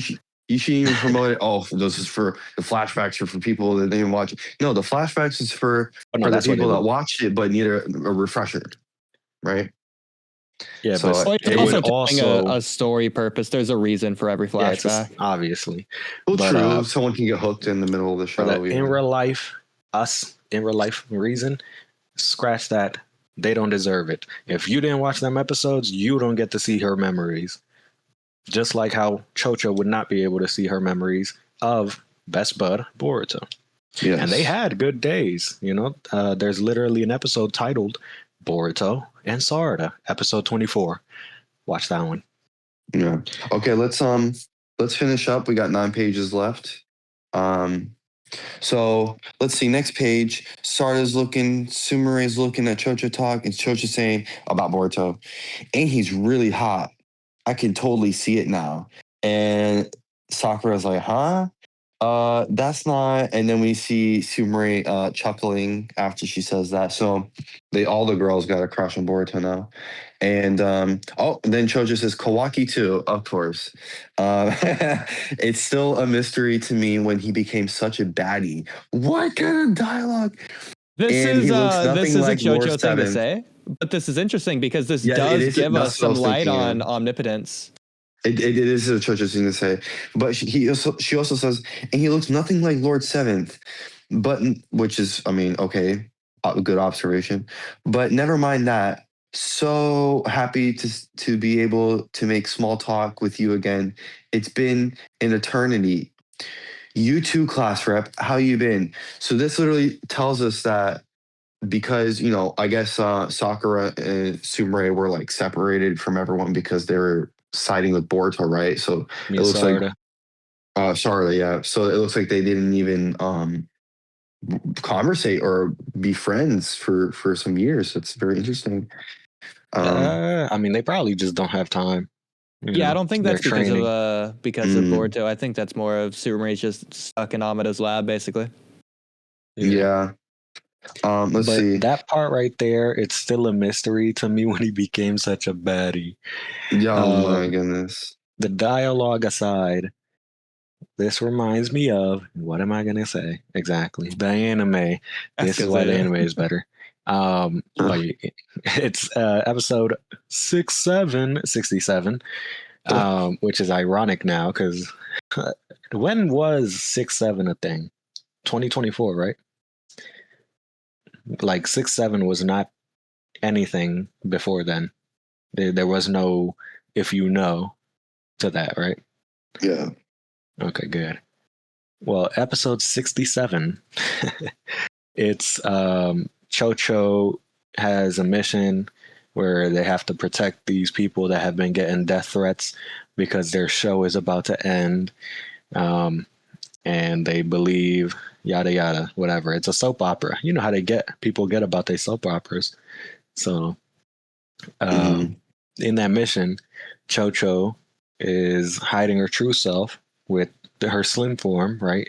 Of Chocho butterfly mode, or just butterfly mode, I guess. But it's not the real butterfly mode because she doesn't have the strength to go along with it. Just the form with the wings and stuff. So when she uses it and then she can turn off the wings, she looks like a different person, right? And Boruto is also tasked along with Team Inoshikacho. I forget their number, 10, I think. So Team 7 and Team Inoshikacho, they are working, collaborating on this. And so they all rendezvous, meet up to, go over what's going on. And then Boruto looks at Sarada, and then he sees somebody behind her, and he doesn't know who that is. We know it's Chocho because it's obvious. But he's like, oh my God, this is the actress because she looks so good. Such a baddie, right? And it just reminded me of that right here. Like, but when the one time where Boruto thought she looked attractive, well, actually, the one time we see that he thinks that, because he might have I don't know. He again, he's not here for the romance like that, and he doesn't have time for that. Yeah. So, yeah, now it's the opposite. Now she's like, damn, when did he become a baddie, So 67. It's a lot of episodes that I've been saying. I thought it wasn't gonna be too many, Wow, a lot of references. Let's continue. Page 33. So Chocho called her class rep. Sarada says, it's Sumire, not class rep. She's like, huh? And Sumire's like, Sumire in the house. And Chocho's like, what the heck? Super radical personality shift. I mean, like, insane. What happened? And Sumire's like, you don't like it? She's laughing. And then, it's kind of like, it shows that it's going away from the hospital scene. Because it shows him saying the outside of the hospital, and it says, I know this is also because of Sarada's Mangekyo, isn't it? What kind of logic is that? And they start laughing it off. They do this a lot in the anime. So I'm not going to give an example, but you could just find it throughout the series, especially at the beginning, because the kids are all around because they're in the same school. But where they cut away to the wider shot, they pull away to let I forget what the actual reasoning for it is in real life, but it's something like to give it more life, to give that scene more life, to make it like more than just, oh, you're seeing this and it only exists because you're seeing it. So when they show something other than that, but there's people or the scene still going on, it's like the world lives outside of what the camera shows. So I like that a lot because a lot of mangaka do that, actually. They always talk about how their characters move on their own. They think for themselves, and all they're doing is writing what they do or drawing what they do, right? JJK does it. A couple other series that I can think of. But yeah, this is a comedic moment right here, somewhere in the house. Yep. Corey in the house. Definitely. Super radical personality shift. Hey, she's not what do they call it? She's not unknown or something to super radical personality shifts, because again, why the anime is better. The first entire arc is 2 different personalities for Sumire. The one she shows people, and the one the mask that she shows people, and then the real her, which is funny because the real her has the mask. She has that white mask, the ghost. So it's flipped. And then Boruto's the one that sees that, like, hey, all that. What about the interactions with you and the other classmates? That couldn't have been fake. You couldn't have just been acting. So he poses the question of who is Sumire really? And clearly it's this right here. Sumire in the house, that's her. She's a kid, just lived through bad, so acts a little bit bad, or used to. Yeah. All right. Next page 34. Back to the Boruto scene at the one dimension where Bug's tree is and Code's claw mark. And this page here, it's showing Boruto walking up to the tree, and it's going back and forth between Boruto and the tree, showing him at different angles. Very intense. And then the next page, we see the eye on the claw mark. Code notices Boruto's there, walking up to the tree, and he jumps out. Boruto, of course, is expecting this. Next page, we see some wind around Boruto's head here, and it looks like he's doing the Uzuhiko again. But, and we can see it from his feet as well. It looks like he's going to do the Rasengan Uzuhiko. And I got to say, this is very similar to what he did before the code. But you ever hear the saying, fool me once, shame on me, fool me once, shame on you, fool me twice, shame on me because you got me twice. I don't think code is going to fall for that twice. Isn't there another part where like they say, I don't know if it's like fool me 3 times, I'm the fool or something like that? I've never heard of that one. I think it's that. No? Oh shit. Okay, well, maybe I made it up. No, you're already saying that with the fool me twice. Fool me twice, I'm the fool then. Oh, yeah. So it's something else than I was thinking Shame of. Maybe for being fooled twice. Yeah. To be fair to Code here, he's at a small disadvantage because he doesn't know that Boruto has someone on his team with Future Sight. He doesn't know that Koji told Boruto that Code's going to be here. He thinks he's going to be able to sneak attack him. That's clearly not the case. Boruto knows that going into it. He has the advantage in terms of information. Let's see. So next page, we see Uzuhiko, top right, and we see Code's eye here. It goes zoosh. And we see someone jumping here. Might be Code jumping up, yeah. And did he land it though? Did he I like that landing right there. Of who? Code or Code's landing? No, the Boruto, like his or not landing, the pose. It reminds me of it's like Chidori. Chidori? You think that looks like Chidori? I think it looks like what is it? Saitama's punch where he breaks the clouds. You know what I'm talking about? Are you talking about the actual page 37, the punching, the Uzuhiko, the actual Uzuhiko? I thought I meant like after Uzuhiko. No, the what? Like once Code ends up behind him because he dodges out the way. We've seen the palm style from Boruto. We've seen this a lot from him. But I'm talking about like literally how it's composed.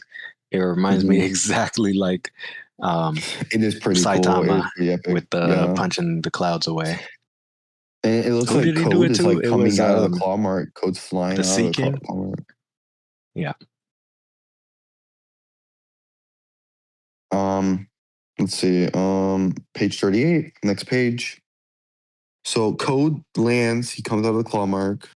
And something we see, that claw mark on the tree now is white. Does that mean it can't be used anymore, or what just happened there? I think that's either an art error or an art error. Yeah. Because you know how black can't, like black on black, it doesn't look good. So you got to do white on black instead of black on white. So they might have did like, it's clearly a black band with white dots, but you can't draw it like that because it's too small. So you just invert it, Yeah.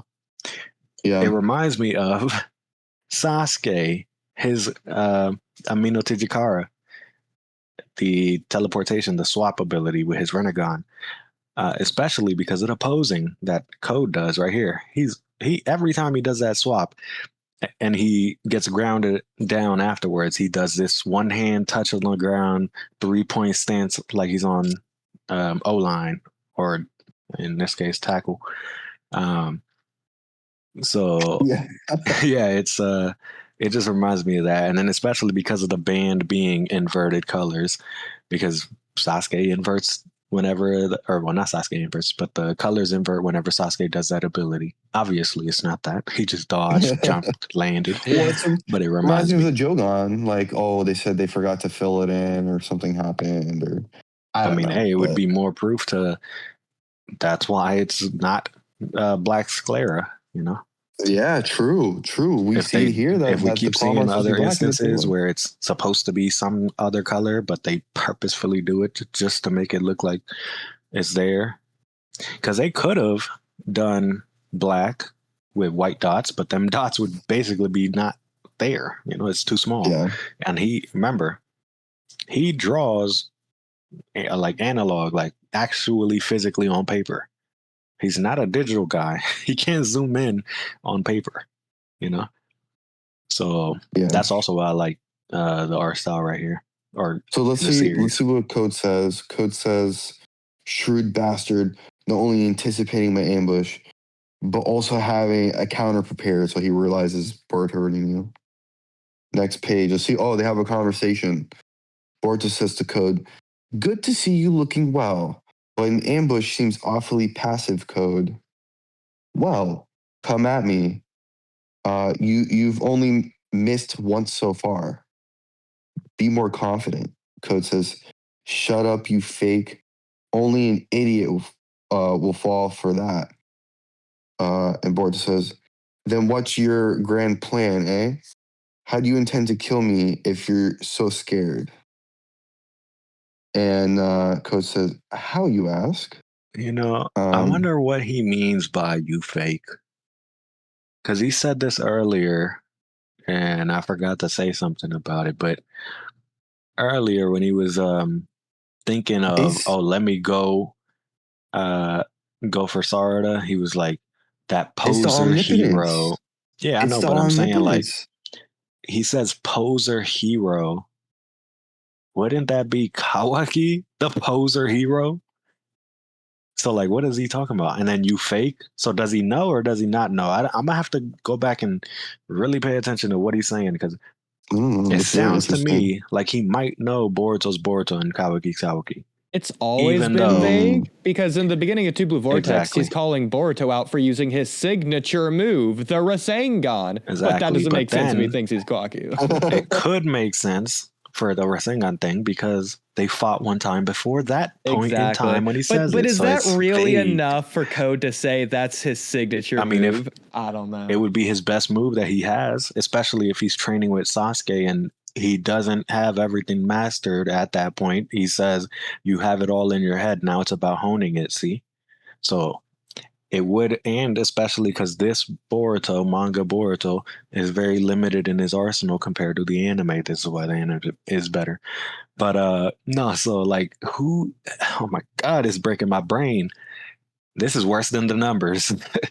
Because does he know or does he not know the truth or reality? Do you think I Poser guess? Hero in this chapter would be in reference to him trying to save Bug, when that shouldn't be something necessarily that would be in Kawaki's character? Even then, it might be more. It might be like with him fighting the Shinju, you know, and not just the Bug thing. Because remember, the Shinju told him to get the accomplice so they know they're at odds at least. And why would Kawaki, or in this case, that would be Kawaki, which is Boruto, why would he then be like, why are you fighting the Shinju? You just care about Naruto, I thought, you know? So, like, does he know or does he not know? I'm going to have to find, Who knows? Honestly, it could just be that, like, it doesn't even matter. Code is just a wild card in between. He's like the middleman, you know what I mean? He's just in between. He's a wild card. Like, that's what I do think it is. And I do card. think that's very good. I think that this is a different kind of Code. Code has realized his true hatred for both Boruto and Kawaki. He's just irrationally angry here, so it doesn't even matter who it is. It doesn't matter, yeah. But he's looking for Boruto. But I'm like wondering, right?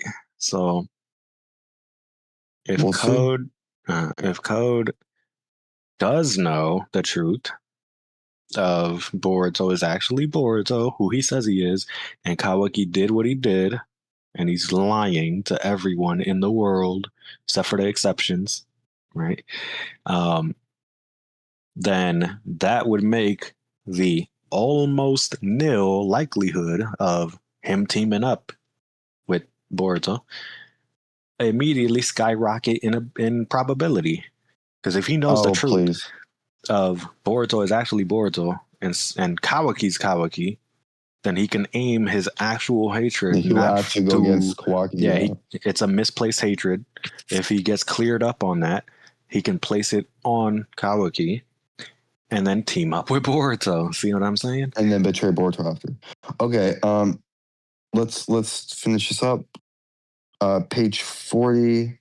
So what Code's plan is, and he says you'll see soon enough, and Code's like visioning like with his hand transformed, all sharp and stuff. And it goes poosh. He vanishes between two. It's like an X on the ground. X marks the spot. There again. He vanishes on the ground through the X, and boom, Code's gone. Maybe that means there will be a connection between the two of them in the future.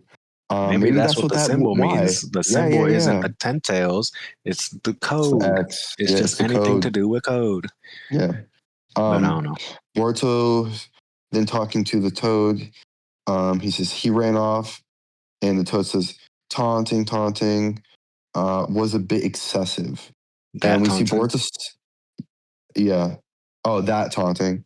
And Boruto still has the thorn bulb in his hand, and it starts disintegrating, and it goes poof, and it disintegrates. I like that we get to see that nub, because in the cover we didn't get to see it. It was covered up by his cape or cowl. I don't know what do they call it? And his hand spike thing, that's such a cool nude. Yeah, that looks so cool. It is so much better than Kawaki's. It's really cool. Garbage ass scythe. Yes. If it was anything, it would be a scythe. This Shout is out to all the a spear. Like a mace spear.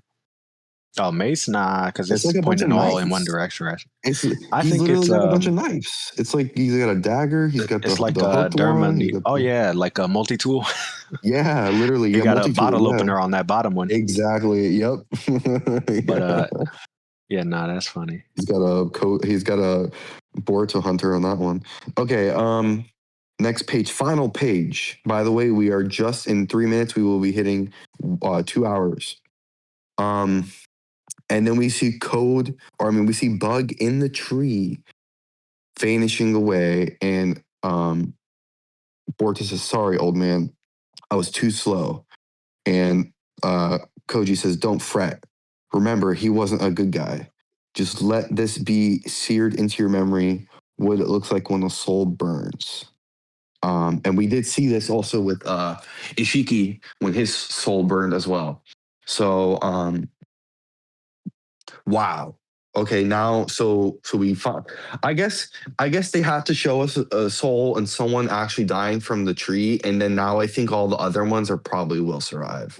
To be honest. Well, this does put into question. I think something like this is going to be very similar to Sasuke whenever that happens. You think Sasuke is going to get gone? They I don't know about necessarily get gone, but I think it's going to be it's going to be a buzzer beater. I think for sure. Like maybe he's going to start to melt away right as they put the soul thorn in. What is that? Dude, the fandom will riot. They're going to riot. I remember seeing a TikTok, unrelated, because it's somebody trying to be giving out literary devices advice, right? And they were like, how to redeem a hero, or how to redeem a villain, or how to redeem something, I don't know.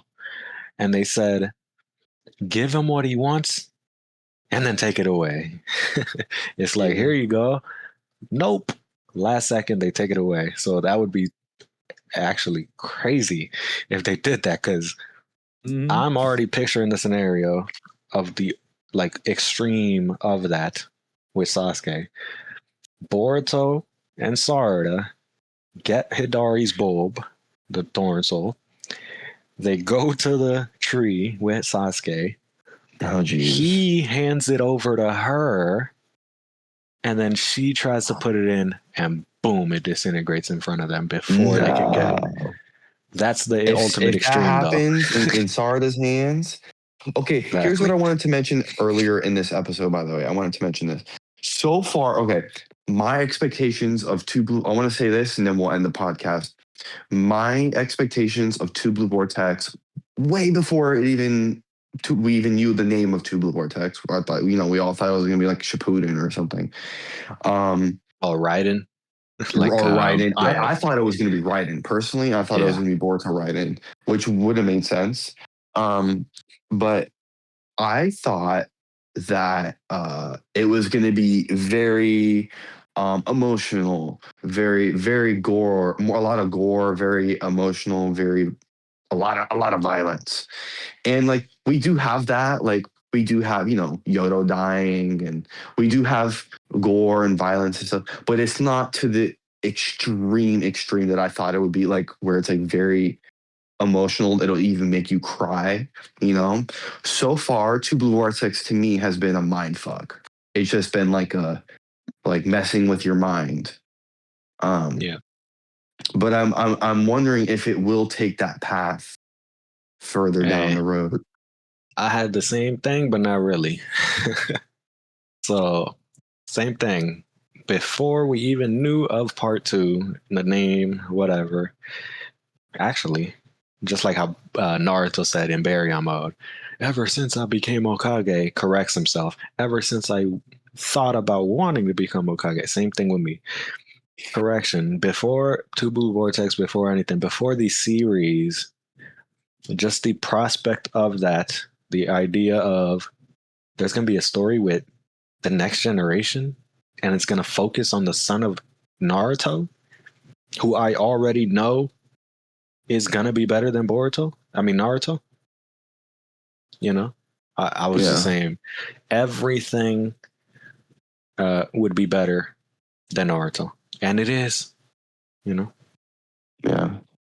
All right. Well, that concludes our chapter 34 review. That was such a good chapter. I know maybe not everyone's favorites. I liked it. I like the more dialogue than a lot of the action that happens. Yeah. And apparently, well, first of all, also it's Boruto's 10th anniversary. So we're gonna probably plan to do a podcast on the X space. It looks like communities did not get removed, so we will continue there, and we will schedule an episode there. We're gonna be scheduling anime episode 2, hopefully with Watch Boruto here, and Boruto fan, or just Watch Boruto, whoever shows up. And yeah, we'll catch you guys in the next one. Hold on. Let me get the little thing. While y'all go back and watch every episode I said in this review, so 24, 30, I don't remember exactly which one, 67, yada, yada, all that. While y'all go back and watch that, y'all do that homework, I'm going to go look at that Sakura conversation again, because I'm telling you, that's the best part of this chapter right here to me. What would you guys rate this chapter? I personally give this chapter a 10 out of 10. 10 out of 10. Every absolute chapter is cinema. a 10 out of 10. This is absolute amazing. Cinema. It gets better every time. And then guess what? When it happens in the anime, it's even better. I'm telling you. Oh, it's gonna. I mean, they got the music, they got everything. Yeah. Exactly. So even us. Yeah.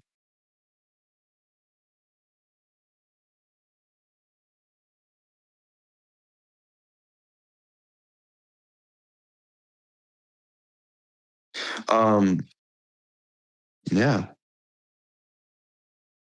Yep. So stay tuned. Make sure you go to our club website, Boruto.club, www.boruto.club.